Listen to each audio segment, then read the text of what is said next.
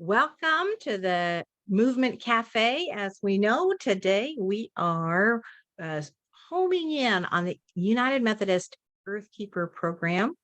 And today, to start us off with conversation, with giving us information, is Reverend Jonathan Brake. And I'm going to just do a quick introduction here. Reverend Jonathan Brake is an ordained elder in the Western North Carolina Conference, where he has served as a pastor in small and large rural and urban congregations.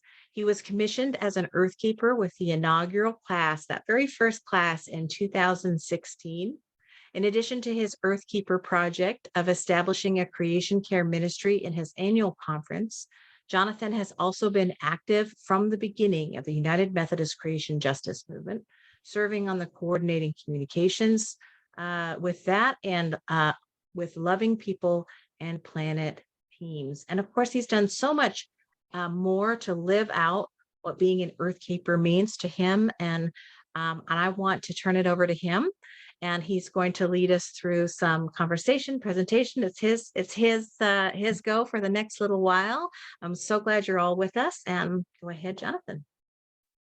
Well, thank you, Rashinda, and hello, everybody, whether you are good morning, good midday, or afternoon.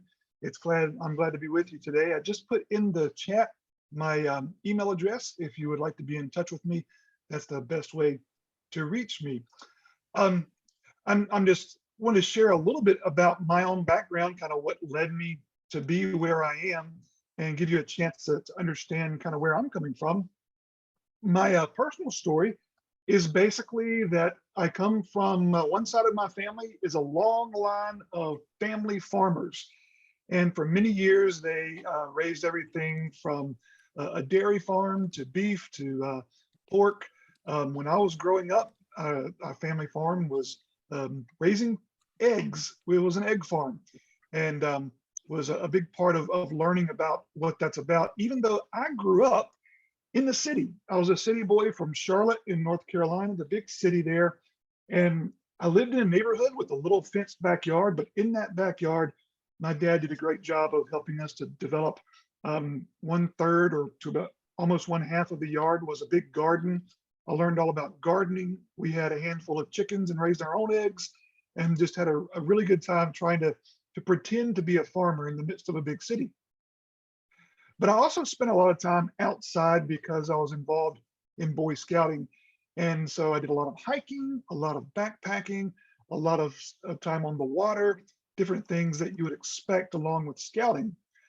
And speaking of water, water was one of those things that really drew me into this concern about caring for God's creation through several different experiences that I had. And maybe as I'm telling the story, you can think about what is it that drew you into caring for God's creation. You might just jot that in the chat and let us know how you felt connected. But water brought me into this connection from a few ways. One was when I was in, I think it was 4th or 5th grade. I went to summer camp and we were hiking along a little trail, and out of the side of the mountain there was a pipe with water just pouring out of it. We learned that somewhere along the way, a person had come along and tapped into an underground spring, and our guide on the hike said, everybody's got to experience this water. This is the coldest, crispest, cleanest water that you will ever experience. And so in our hot, sweaty little selves, we washed our heads and our arms and drank out of that water. And it was so life-giving. That was 4th or 5th grade. By the time I was in high school, going on camping trips, we had learned that it wasn't really safe to just take water like that out of the ground anymore.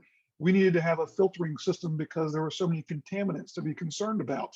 So over just a few years, maybe our awareness grew, but the reality began to shift in my mind. So that was one of those first wake-up calls to what was going on with our world. And then fast forward several years, I got married and began to have a family. And right before our third child was born, as a United Methodist pastor, I received a new appointment, and the parsonage that we lived in had well water. So I remember distinctly when we were at the hospital doing all the final paperwork to bring this little bundle of joy home. We got a piece of paper from the nurse that said, if you're on well water, here are the steps that you need to take. Number one was to get your water tested. Well, in that little kind of semi-rural church we were at, we had some farmers who gave us a test kit. I filled it up with water, sent that off, and a couple of weeks later, I got the results back. I didn't understand all of the different chemical codes and things that were on the page, but I really understood when it said, this water is unfit for livestock. I thought two things. One, maybe I should not have gotten a test kit from a farmer. But secondly, I thought, well, if I shouldn't feed it to my cows, I really don't want to be giving this water to my family and this new infant that we brought into the house. Fast forward again, same child, 13 years old or so. We had moved to another city, and she had been accepted into one of those special magnet schools that a lot of school systems have. And often those schools are in the old school buildings that are in the center city. Such was the case with her experience. And she started out her first year of middle school, and by about October of that year, so just a couple of months after school started, it was discovered that some of the industrial factories and all around had been dumping things on the ground, which had seeped down into the groundwater.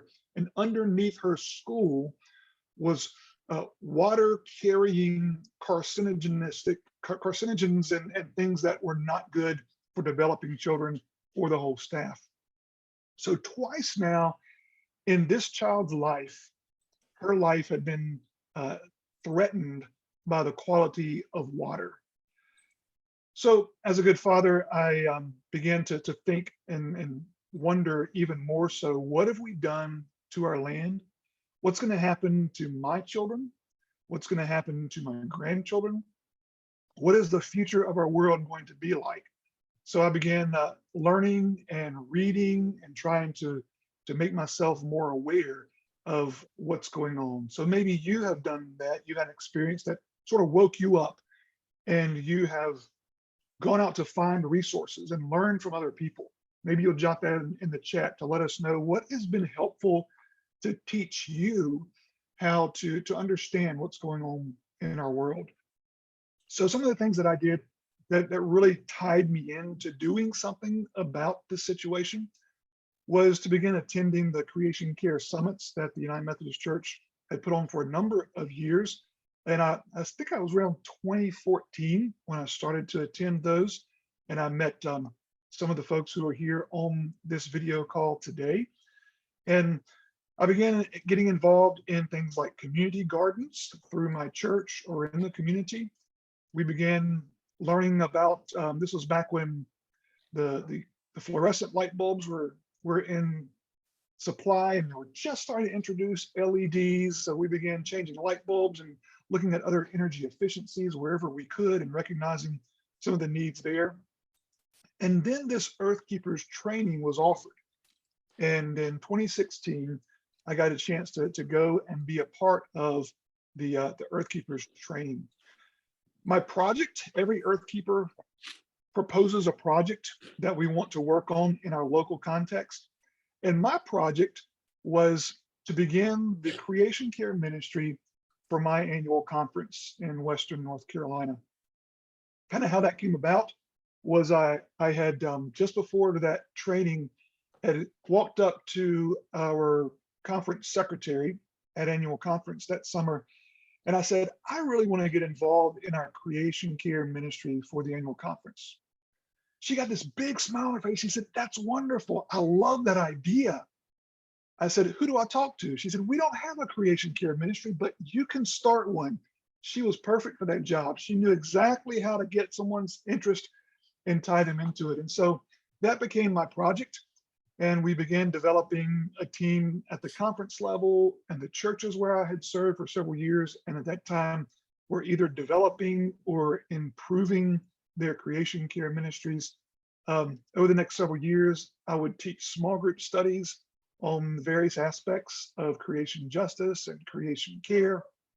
We put in place recycling programs and got rid of the styrofoam in our churches and started composting, even planted native plants and pollinator gardens and all of these things because of the passion and the desire and the recognition that I had to do something for my children and for their generation. I had in my mind through much of this process over those years that it was my children's generation that would be the last one to really make a difference in the direction that our world is going with climate change.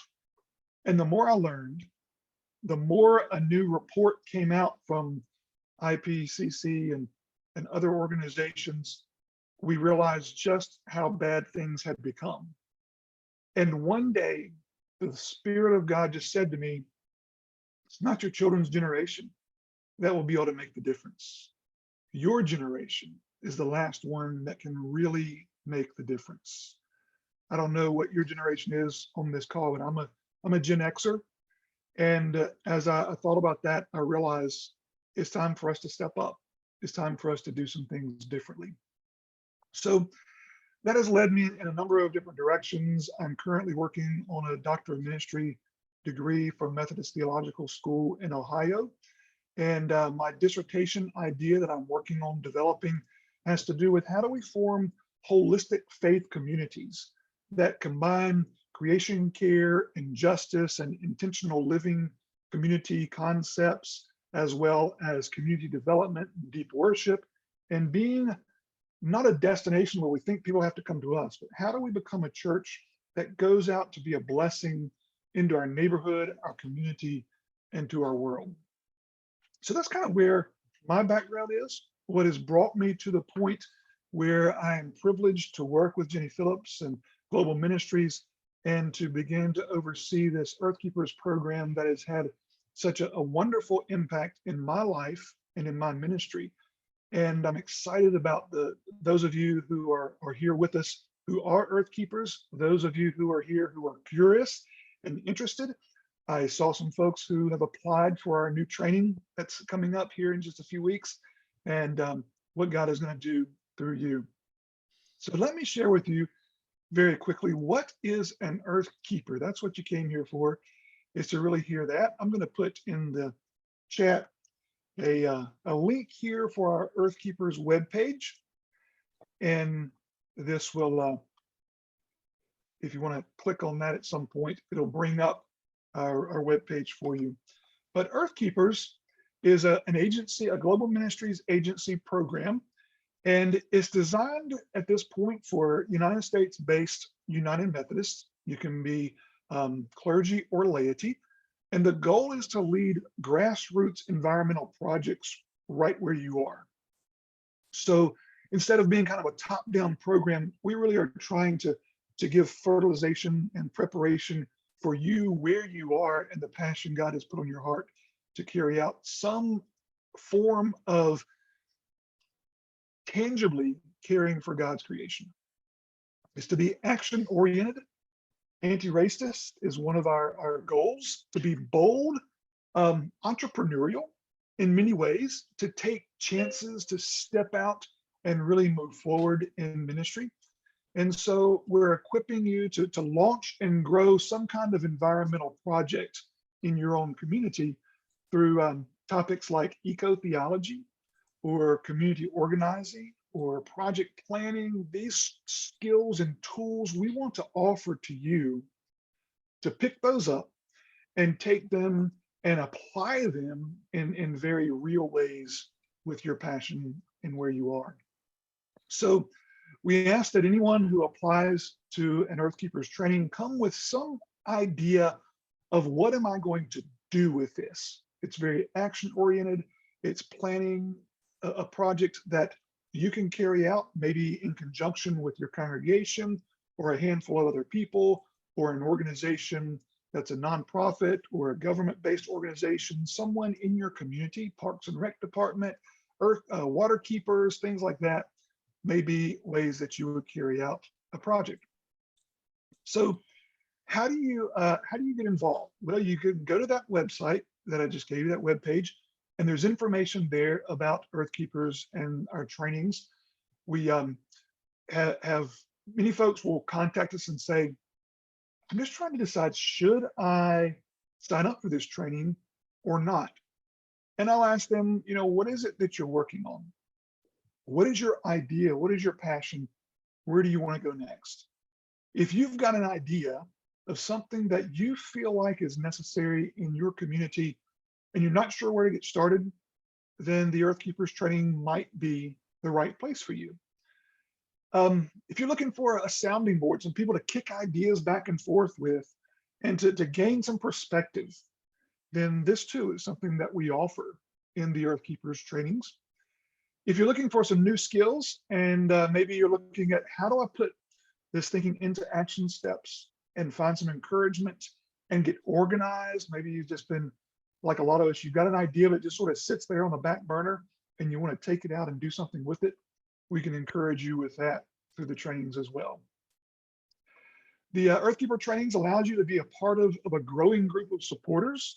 As you look on these little boxes on your screen, you see how many of us are Earthkeepers. It's just been growing and growing in the number of people that God has been moving in our hearts and moving us to do this kind of work.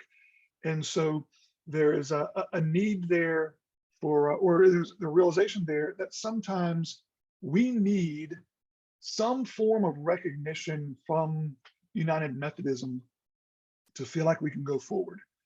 As a pastor, I can tell you through many years of ministry, people would come to me in the life of the church and say, I really want to do this or that, but I don't know where to get started.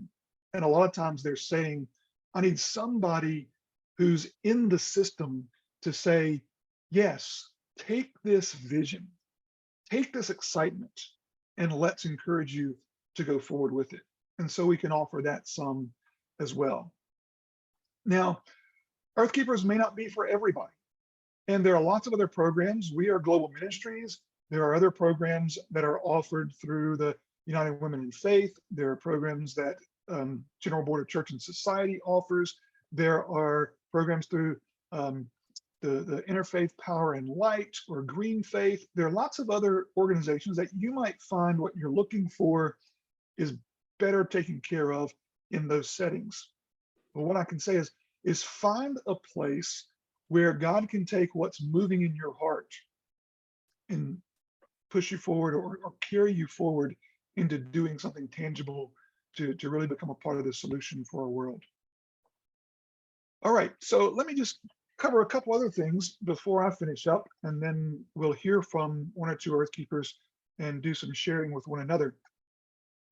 But when I say Earthkeeper projects, you might be thinking, oh, that sounds large or overwhelming.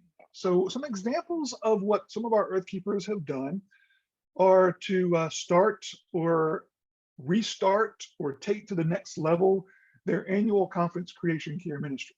And that's what I've done. And we've had several others who have done the same thing.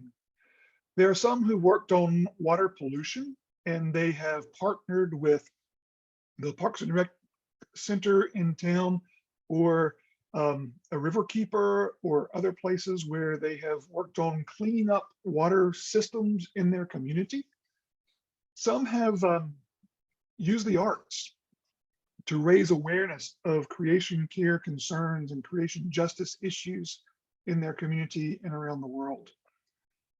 We've had some who've done things like go out and purchase used silverware from thrift stores and ask for donations, and then have created a ministry of making those available for community events so that people don't have to buy plasticware that's going to be a one use and thrown in the trash and go to the landfill. But they've created a project where it's kind of a lending library of material so that you can put on your own event without having to use anything that is disposable.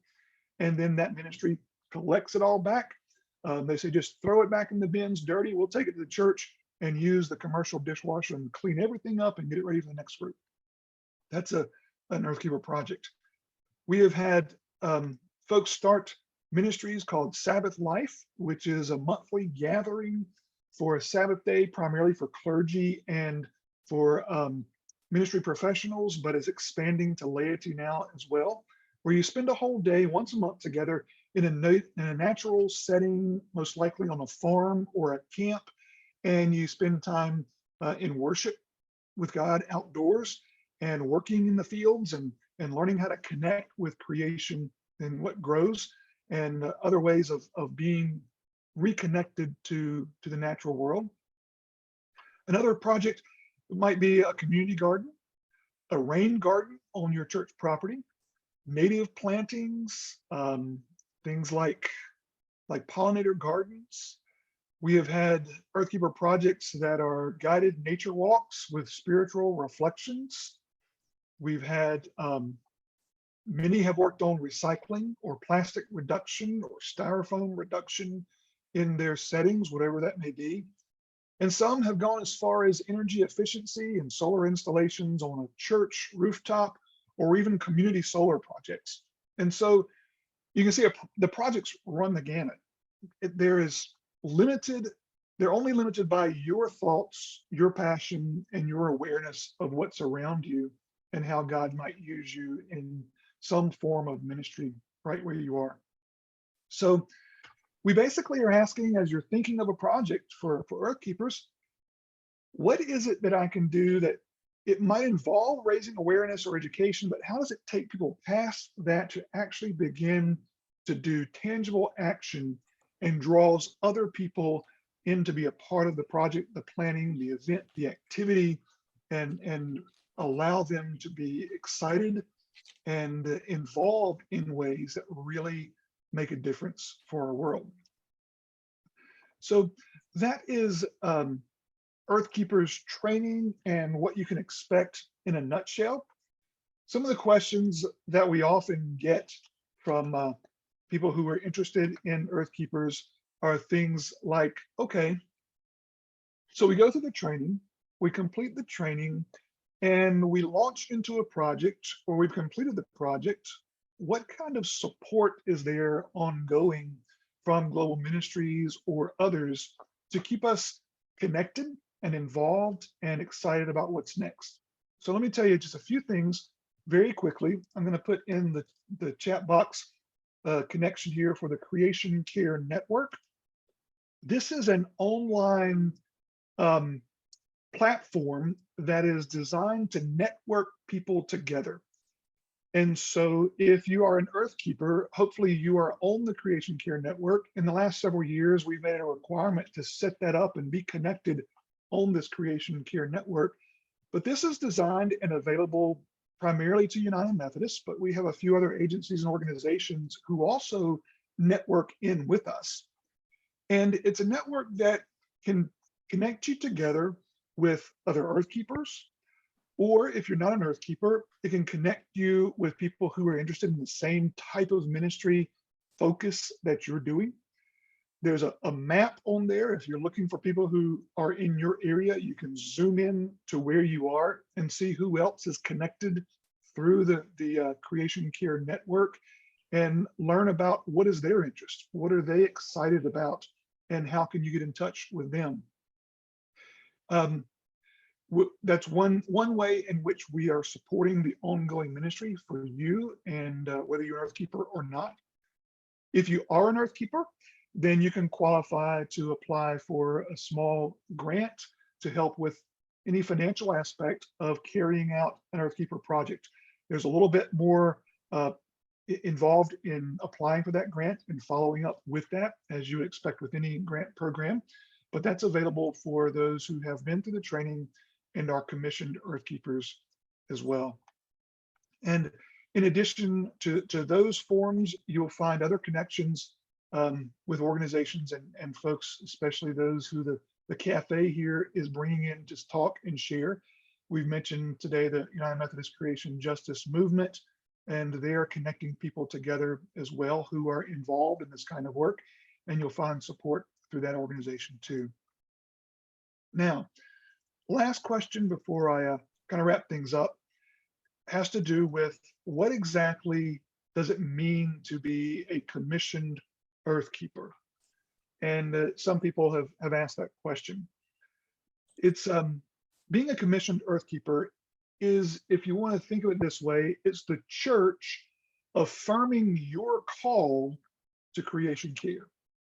Where is God calling you to do this kind of work? It's the work of the church, not just the clergy or staff people. It's the work of all of us to carry this out. And so if God is calling you or urging you or nudging you in this direction, then we want to affirm that. It is not commissioning anyone into long-term missionary service or ordination. In fact, if you've ever sent a youth group off on a mission trip or a building team or something like that, then in the United Methodist Book of Worship, if you're clergy, you know about this.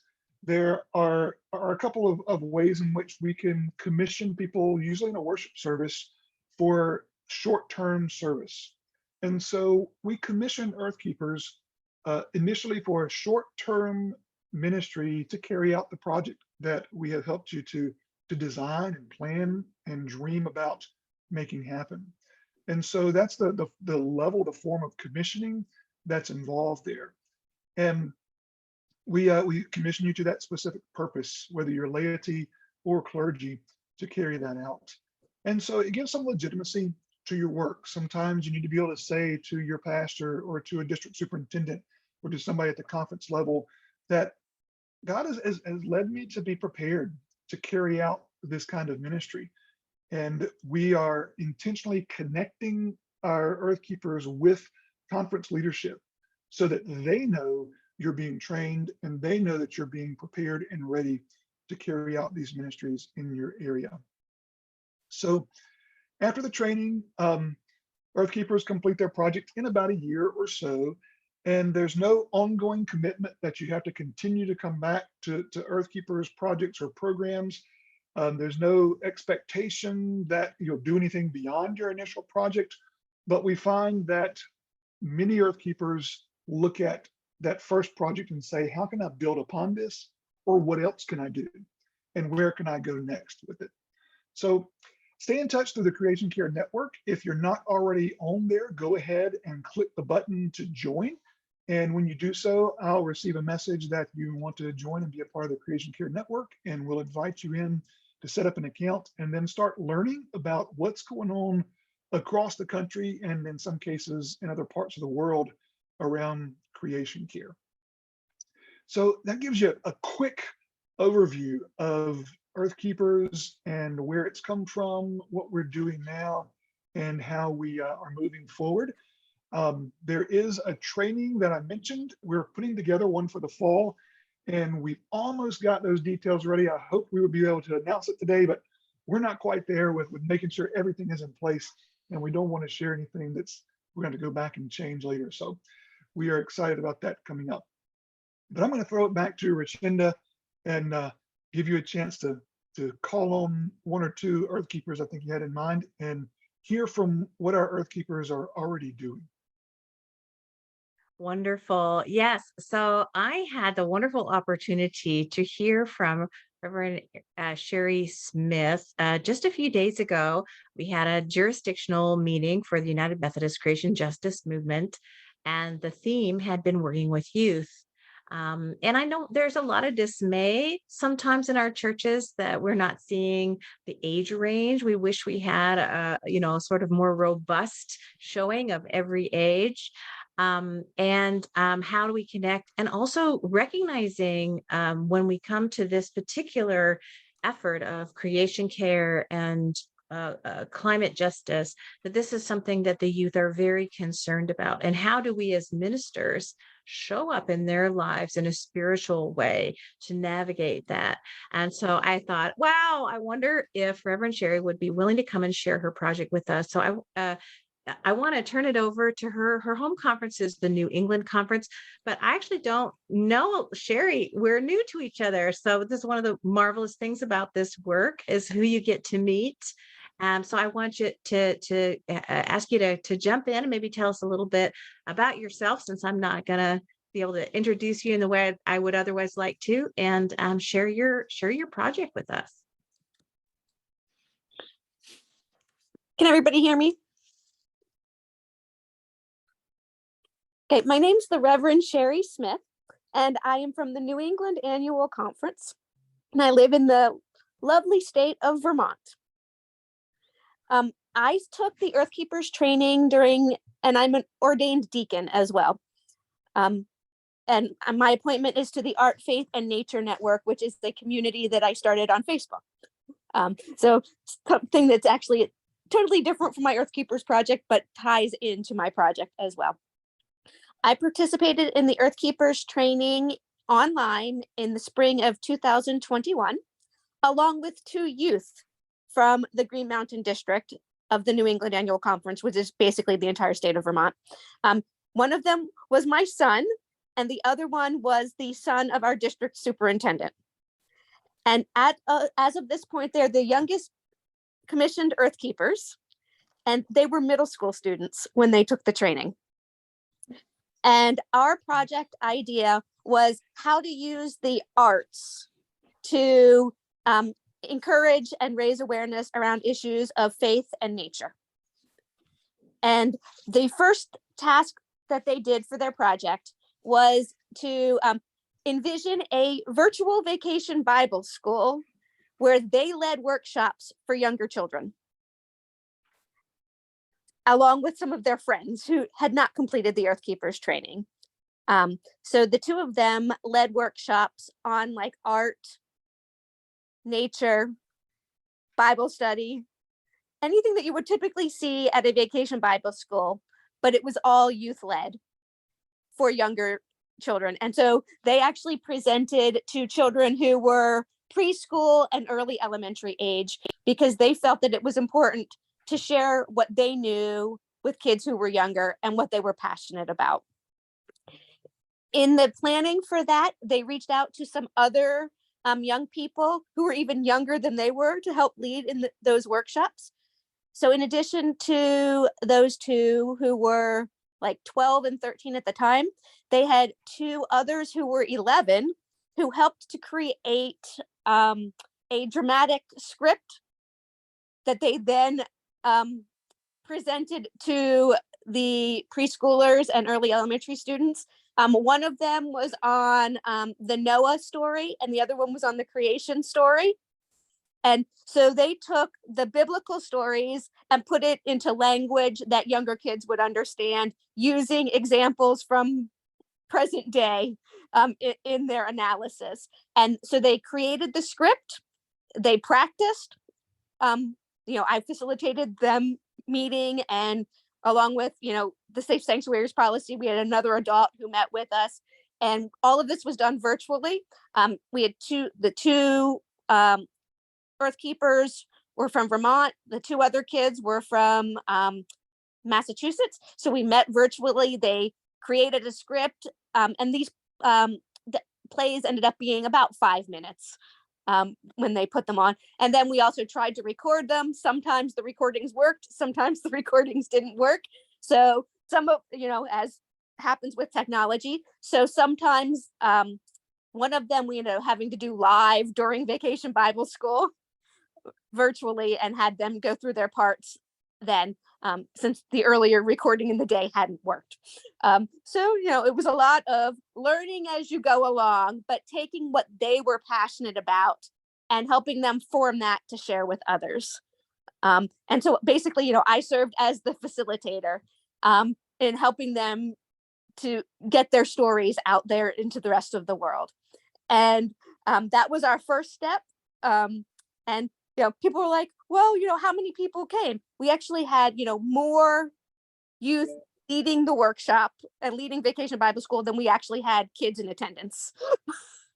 And that sometimes is what happens. But it was a first step for those youth to share something that they were passionate about and to teach someone who was younger than them. Like when I had talked with Isaiah and Taylor about what they wanted to do, they went, we want to work with kids that are younger than we are, and to share what we've learned and to pass that information on. And one of the things that we were considering when they were, before the training was, could they handle the workload of the Earth Keepers training?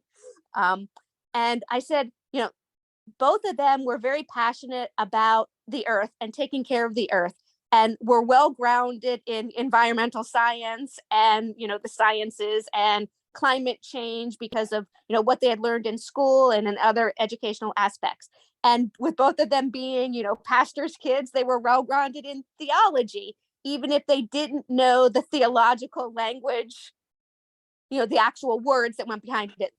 They knew the ideas. And so what the Earth Keepers training did was to give them that formal language that they needed to be able to use the theology that they already inherently had in their hearts and were living out in their lives.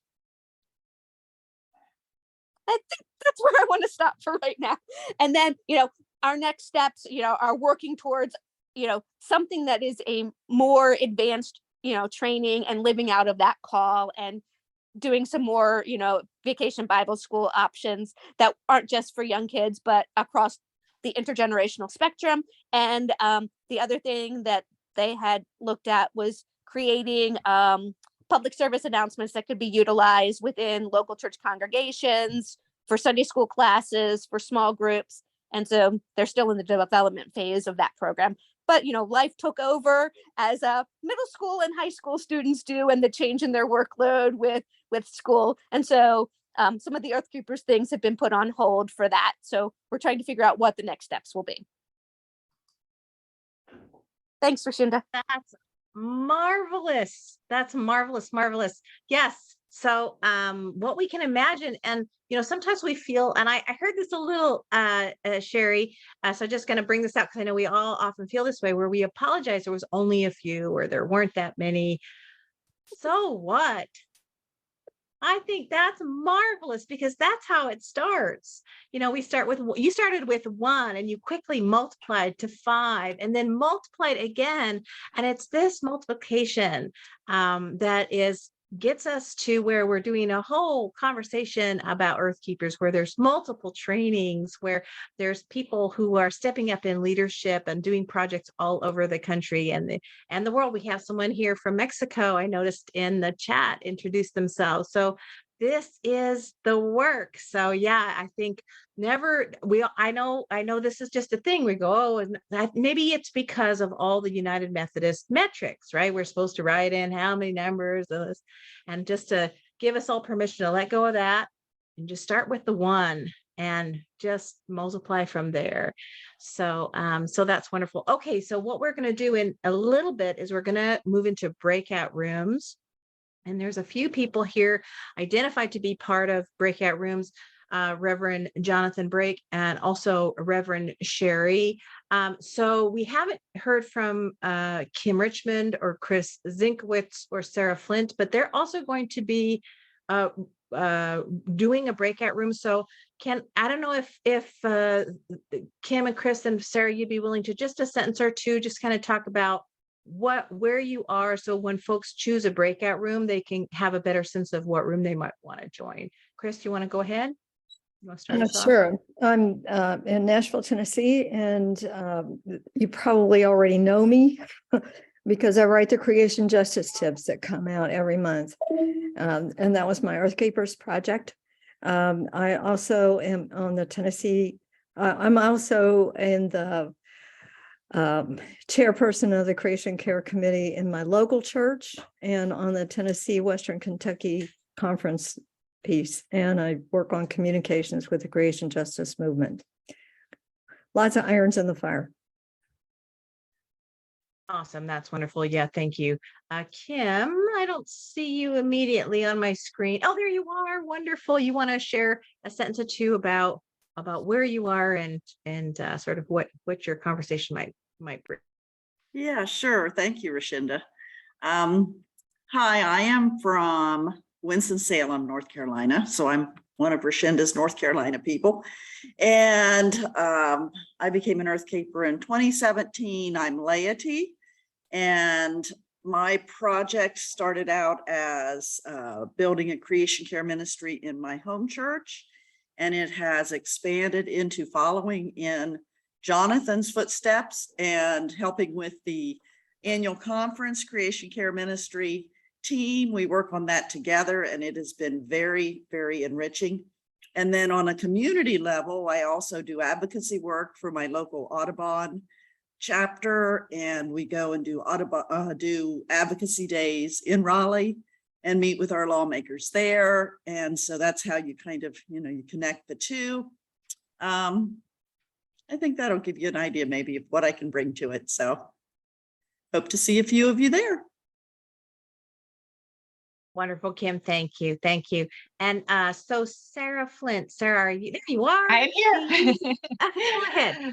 I'm If from you the wanna- Florida conference, and my project had to do with using fresh expressions to explore the spiritual side of our connection to creation care. But I ended up pivoting away from it before I finished, unfortunately. And I've just been very, very active at the conference level as the Northeast District representative to our conference creation care task team. And we lead monthly programming, a little Zoom meeting for networking and sharing information. And I also am the creation care person in my local congregation. And I've done some workshops and things like that. So that's what my slant will be. Oh, yeah. And let's just show of hands. How many people are in congregations that still use styrofoam in the fellowship hall? And I have to raise my hand too, which is sad. Right. Because Jonathan mentioned that specifically. And how many people have found it challenging to have a styrofoam conversation in your local church? Yes. So these things are legit challenging. And so just kind of being in solidarity with each other when things that can seem simple end up not being quite so simple. And we get to do that together, which makes the work easier. So we're going to move into a few minutes of just Q&A before we move into breakout rooms, because I want to give opportunity for folks to kind of be in the big room if they need their questions sort of asked in this bigger room space. And Ruth Ann, I noticed you had your hand up, but then it went down. Did you have a question? Or was that just an accolade, like a woohoo? I was just responding to your questions about the painful styrofoam conversation. Thank you. Right?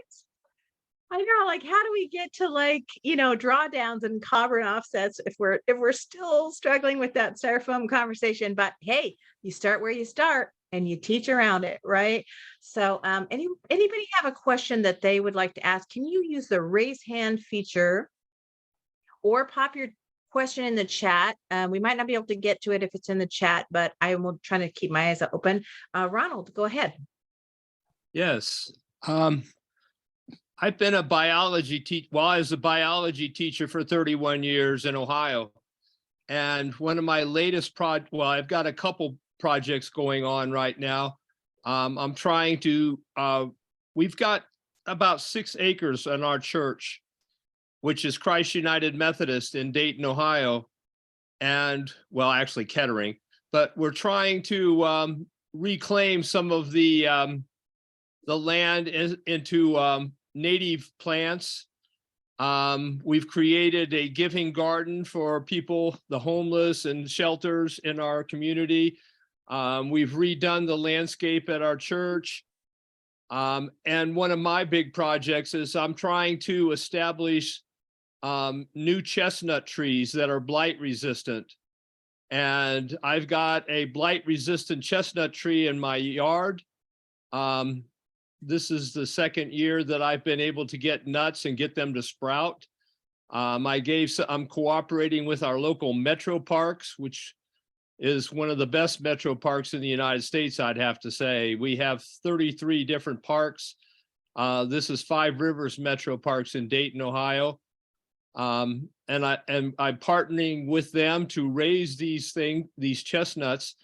And I wanted to perhaps touch base here because I'll get another at least 30 chestnuts off of my tree this year.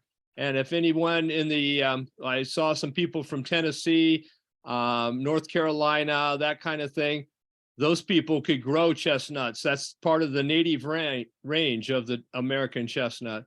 So I have a cousin that has 60 acres in New York State who I've sent chestnuts to, and she's trying to create a natural sanctuary with primitive camping And then also I've sent some to my roommate from college, who lives in Geauga County, and he has several different chestnut trees, and he wants some chestnuts for cross-pollination. So if anyone is interested in trees and producing more trees, that's one of my big pushes. And I have access to lots of different types of trees, walnuts, oaks, etc. I planted some 12 saplings on our church grounds this past fall, hoping that we'll turn our grounds into a forested area instead of just lawn and parking lot. So anyway, so if anybody wants to contact me, I'd be more than happy to partner with anybody around the country in terms of reforestation and things like that. Wonderful. Thank you, Ronald. I put a link in the chat. If you don't know the story of the American chestnut tree, that actually sort of predates climate change, but is a really good example of something that was sort of ecologically devastating, and the helping hands of humans and the good hearts of humans in working towards restoring this amazing tree. I also loved some of the words in there that Ronald used, like agroforestry. I love that food forest. There used to be this American chestnut food forest, and there's ways of getting that back. Jonathan, I think he was mostly sharing, but is there something you'd like to respond to in that conversation? I was just going to say to Ronald, I'm doing my doctor of ministry over at Methodist Theological School in Ohio, and they are developing a food forest with lots of things. So you may contact the campus of MTSO and let them know what you got. Yeah, right there. So United Methodist Seminaries are also engaging this conversation. So if you're not already connected to the United Methodist Creation Justice Movement, I really recommend going into that website and clicking on that newsletter and looking at through the archives. We had one earlier this year, no, late last year, that centered seminaries and what's happening there. And so there's information there as well. Does anyone else have a question before we go to breakout rooms? I was curious if anyone has experience helping people actually utilize the nuts that fall from the trees. There's such a rich source of protein, but so many people don't take the time to collect them or process them. And I did hear about someone near Lancaster, Pennsylvania, who started a nut collaborative or cooperative, and they actually pay unemployed people to go collect the nuts, and they even got contracts to do it on like wealthy people's property. So they go and collect the nuts, and then they bring it to the cooperative, and the cooperative has bought the machines they need to process the nuts, and they hire people to learn how to use those machines. I've never visited, but I find it fascinating. And I'm just curious if anyone else has experience. Once you plant these nut trees, who's going to benefit beside the squirrels? Yeah, plus acorns are edible. Acorn flour, acorn, all that stuff. This sounds like an Earthkeeper project. What do you think, Jonathan? Certainly does, yes. I was, as you were talking, I was thinking, check with people at your farmer's market who are selling the nuts and ask them how, what is their system and how they learned how to do that. Might could be a good source locally.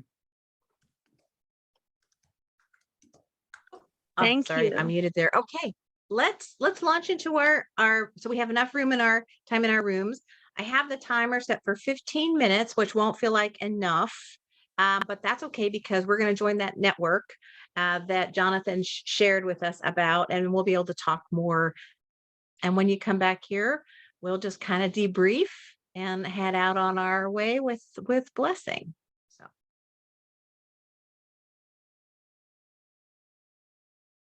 Everyone, I see we've been sprung from the breakout groups. My guess is it wasn't enough time. Did anybody feel like, oh, they had way too much time on their hands?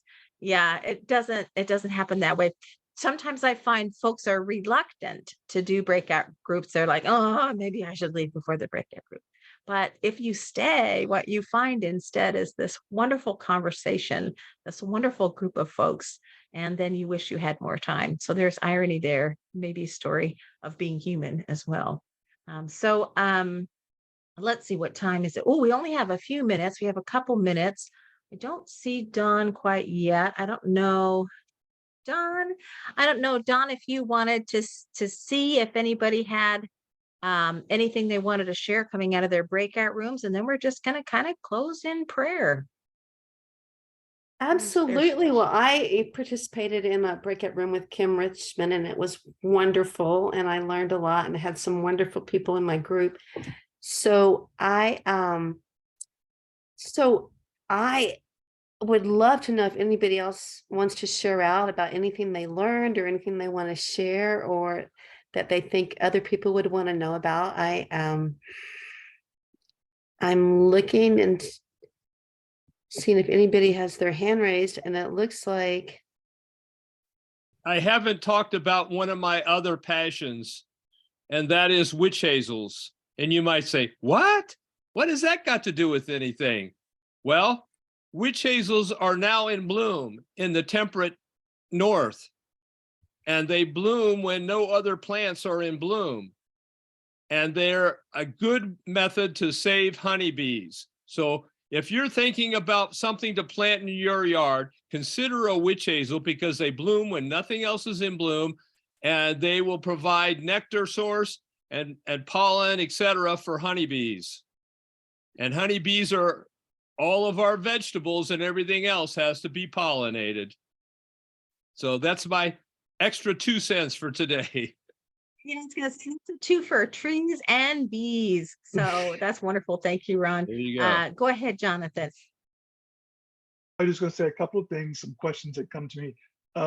One was, are we going to be offering online trainings again? So the training in the fall will be primarily in person. There'll be a little bit of online work to do, but next year we'll be planning another completely online training for those who travel or things is difficult, and continuing to work on how can we do in-person trainings that don't require people to get in an airplane and fly across the country. So that's part of what we're trying to figure out right now as we come out of the pandemic and we enter into the net zero commitments of our United Methodist boards and agencies, is how do we turn the leaf, turn the page, start a new way of doing what we do.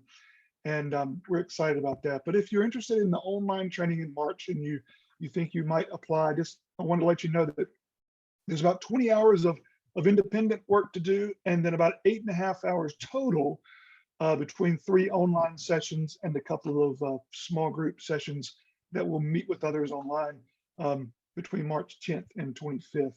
But that's coming up, and we'll be offering that again in the future.